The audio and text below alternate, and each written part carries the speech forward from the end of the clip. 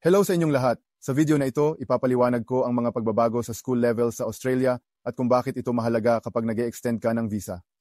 Importante na alam mo ang mga pagbabagong ito dahil dito malalaman kung kakailanganin mo ng IELTS o mga financial documents.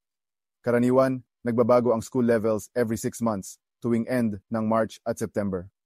Kasabay nito, nagbabago rin minsan ang country levels.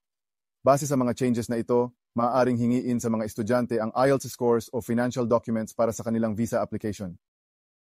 Bilang migration agency, sinusubaybayan namin ang mga pagbabagong ito at ipinaalam agad sa aming mga estudyante. Ang school level changes na karaniwang ina-announce every end of September ay na-freeze ngayong taon. Wala pang kasiguraduhan kung babalik ang school level changes pagdating ng January 1, 2025.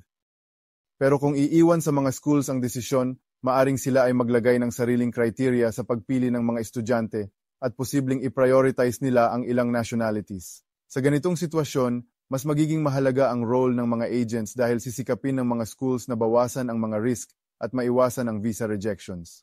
Huwag mo rin itong isawalang bahala.